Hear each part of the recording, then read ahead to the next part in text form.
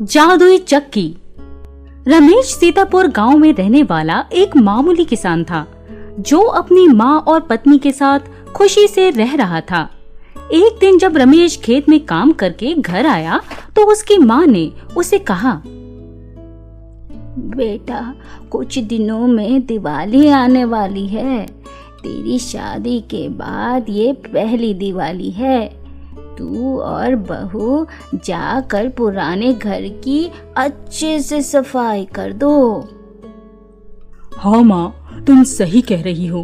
बहुत टाइम हो गया उसे साफ करे। मैं आज ही गीता के साथ जाकर वहाँ की सफाई कर देता हूँ। इतना बोलते ही रमेश गीता के साथ पुराने घर की सफाई करने पहुँच गया। वो दोनों सफाई करने लगे और रमेश गीता को बताने लगा कि तुम्हें पता है, मेरा बचपन यहीं बीता है। यहाँ आंगन में मैं और दादाजी साथ बैठकर कंचे खेला करते थे। इतने में गीता बोली, अरे ये इस कमरे के अंदर एक और दरवाजा है और इस पर इतना बड़ा ताला भी है। अरे हाँ, इसे तो मैं भूल ही गया था। ये दादाजी का स्टोर रूम है। दादाजी हमेशा बताते थे कि इस स्टोर रूम में बहुत कीमती चीज है, इसे कभी मत खोलना। चलो आज देखते हैं इसमें ऐसा क्या खजाना छुपा है। साथ ही स्टोर रूम की सफाई भी कर देंगे। रमेश ने एक बड़ा सा पत्थर उठाया और वो ताला तोड़ दिया। स्टोर रूम बहुत गंदा था। वो दोनों उसकी सफाई करने लगे। अचानक गीता की नजर एक पुरानी सी संदूक पर पड़ी।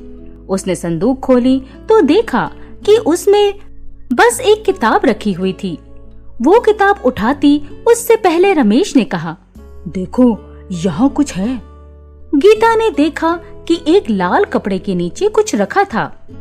इस कपड़े को हटा कर देखें, क्या है? रमेश ने कपड़ा हटाया तो वहाँ पर एक पत्थर की पुरानी सी चक्की रखी थी। गीता हंसते हुए बोली, ये है तुम्हारे दादा का खजाना। एक किताब और एक आटा पीसने की चक्की। रमेश मायूस होकर बोला, पता नहीं, जो भी है, हमें क्या, सफाई करके घर चलते हैं। सफाई खत्म करके दोनों जब घर के लिए निकलते हैं तो साथ में चक्की भी लेकर चले जाते हैं। रमेश अपनी माँ को ये सभी बातें बताता है।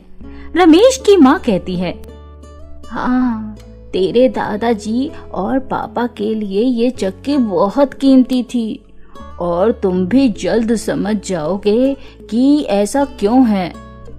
इतना बोलकर माँ चली गई। माँ के जाते ही रमेश ने चक्की उठाकर रख दी।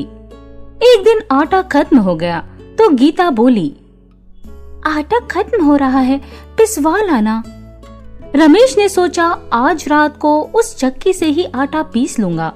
रमेश ने गेहूं चक्की में डाले और आटा पीसते हुए उसे नींद आ गई और वो सो गया।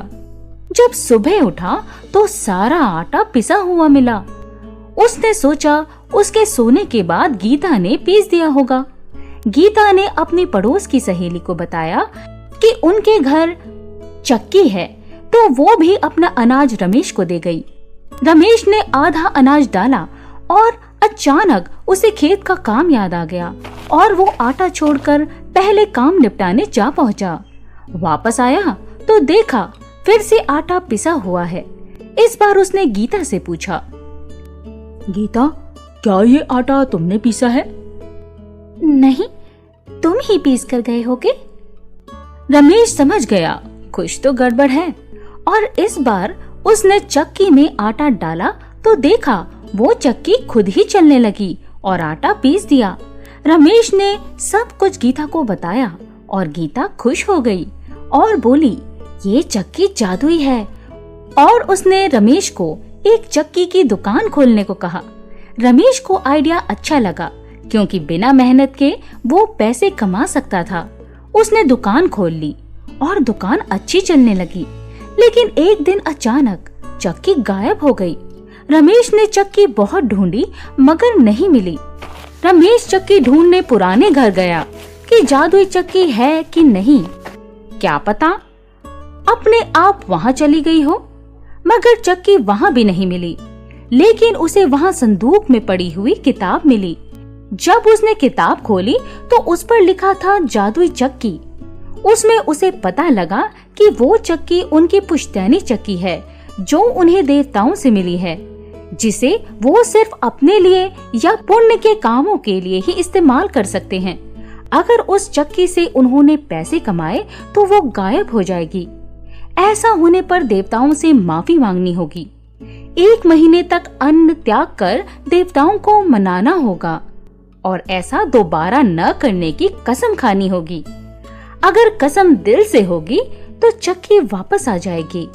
रमेश ने भगवान को मनाने के लिए वो सब किया जो किताब में लिखा था और चक्की वापस पा ली।